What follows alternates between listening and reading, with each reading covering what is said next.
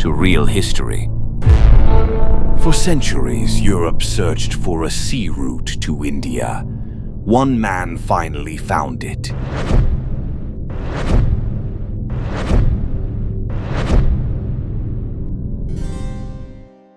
The wind over Lisbon carried the scent of salt, tar, and freshly cut timber.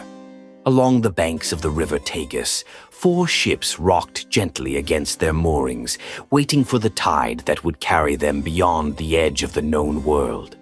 On the morning of the 8th of July, 1497, Vasco da Gama stood silently on the deck of the São Gabriel. Before him stretched the Atlantic Ocean. Behind him lay Portugal, his family, and everything he had ever known. He had not been chosen by chance. King Manuel I had entrusted him with a mission that generations of sailors had dreamed of, but none had accomplished: to reach India by sea, sailing around the southern tip of Africa. Success would open a new route to the riches of the East. Failure would almost certainly disappear beneath the waves. Nearly 170 men joined the expedition. Vasco commanded the São Gabriel. His brother, Paulo da Gama, captained the São Rafael. The swift Berrio sailed alongside them, while the store ship carried the food, water, spare equipment, and every hope the expedition could pack aboard. Watching them depart was another remarkable navigator, Bartolomeu Dias, the first European to round the Cape of Good Hope only a few years earlier. He had shown that the southern end of Africa could be passed. Now another captain would attempt to go far beyond it. As the sails filled with wind, the shoreline slowly faded into the morning mist. No one aboard could know whether they would ever see Portugal again. The first weeks at sea passed almost peacefully. The fleet followed the western coast of Africa before turning far into the open Atlantic, using the great ocean winds that Portuguese navigators had only recently begun to understand. Day after day, nothing surrounded them except water and sky. The endless horizon played strange tricks on the mind. Some sailors whispered prayers every evening. Others spoke of sea monsters said to guard the unknown oceans. At night, the stars became their only map, shining above the black water like silent promises that somewhere beyond the darkness, land still existed. Weeks became months. The air grew colder, the waves heavier. The farther south they sailed, the more the ocean seemed to warn them away. By November 1497, the fleet approached the most feared stretch of water known to European sailors, the Cape of Good Hope. Its name spoke of hope, its waters offered anything but. Without warning, the sky darkened. Clouds rolled across the horizon like armies gathering for battle. The wind screamed through the rigging with terrifying force, snapping the sails so violently that the masts groaned beneath the strain. Then the sea erupted. Towering walls of water rose from every direction. Black beneath the storm clouds, their foaming crests crashing against the ships with thunderous violence. The vessels climbed the waves only to plunge into valleys of water so deep that the horizon disappeared completely. Every rope demanded desperate hands, every sail threatened to tear itself apart. The sailors fought not the sea, but exhaustion itself.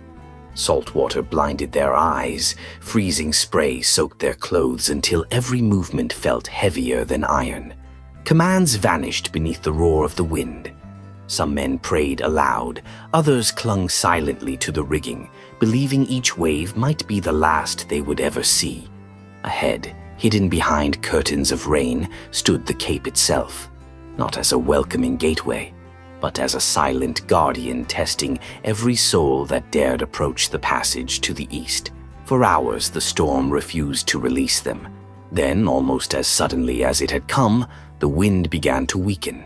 The mountains of water slowly settled back into long, rolling swells. Bruised, exhausted, but still afloat, Vasco da Gama's fleet had accomplished what only a handful of Europeans had ever done. They had rounded the Cape of Good Hope. The greatest barrier between Europe and the Indian Ocean now lay behind them. A few days later, the expedition anchored at Mossel Bay. The men stepped onto solid ground with trembling legs. After weeks of relentless motion, even the earth itself seemed to sway beneath their feet. But there was little time for celebration. Fresh water had to be collected, ships repaired, food rationed. The voyage had only just begun. Further north, near what is now known as St. Helena Bay, the Portuguese encountered local inhabitants for the first time. Communication proved almost impossible. Curiosity existed on both sides, but so did caution. One local man was briefly taken aboard. Vasco ordered that he be treated well, clothed, fed, and then released unharmed. It was a small meeting between two worlds that had never before known one another. As the months passed, another enemy appeared. It could not be fought with swords. It could not be seen on the horizon. It lived within the men themselves. One after another, sailors became weak.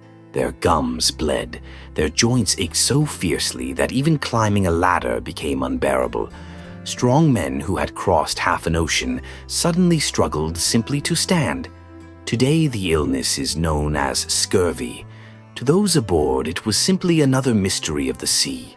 For weeks, the expedition slowed while the sick recovered as best they could. Every sunrise brought fewer healthy faces onto the deck. Yet Vasco refused to turn back. Every mile gained made retreat even more impossible. On March 2nd, 1498, the fleet reached the island of Mozambique. Here, everything changed. For the first time, the Portuguese entered a world already connected by centuries of trade. Arab merchants, African sailors, Persian goods, Indian spices, all met in bustling ports along the eastern coast of Africa. Vasco quickly understood an important truth. He had not discovered these waters. He had merely become the newest traveler within them. Continuing north, the expedition eventually reached Malindi, on the coast of present-day Kenya. There, Vasco found something more valuable than gold. He found knowledge. A skilled local pilot agreed to guide the Portuguese across the Indian Ocean using the seasonal monsoon winds. The oceans that had seemed limitless suddenly became understandable through experience passed down over generations. Without that pilot, the voyage might never have reached India. Then came the greatest crossing of all. For 23 days there was nothing. No islands, no coastline, no mountain rising from the sea, only endless water beneath them, and endless sky above. Every sunrise looked identical to the last. The ship sailed through a world so empty that time itself seemed to disappear. Each evening the sailors searched the horizon for any sign of land. Each evening they found only another sunset. Until one morning, a dark green line appeared where sea met sky. At first, no one dared believe it. Then the line became trees. The trees became houses. The houses became one of the richest ports in the east. On May 20th, 1498, Vasco da Gama reached India.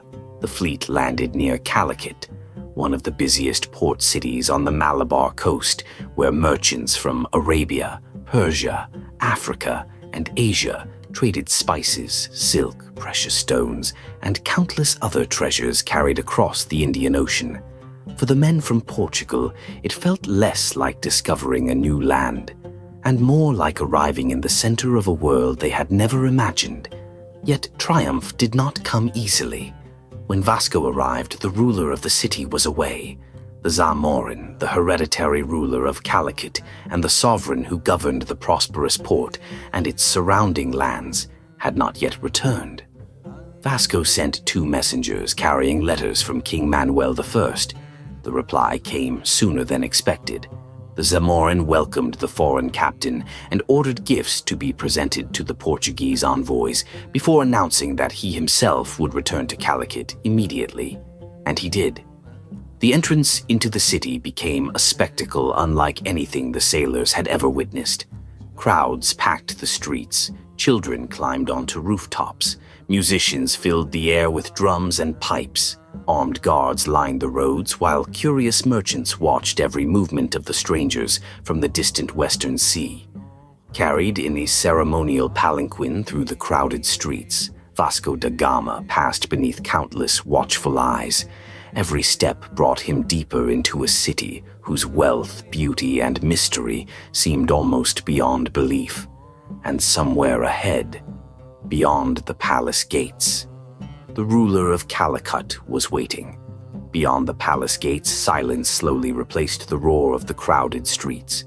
The drums faded. The voices disappeared behind walls of carved stone.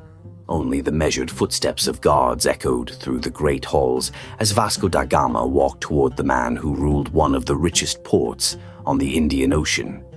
The Zamarin of Calicut received the Portuguese captain with dignity and curiosity. Around him stood nobles, officials, interpreters, and merchants whose lives had long been shaped by the vast trading world of the East.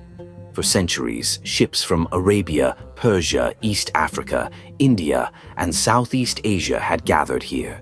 Vasco had reached the destination he had dreamed of, but he had also entered a marketplace that had flourished long before Portugal had ever looked beyond the Atlantic.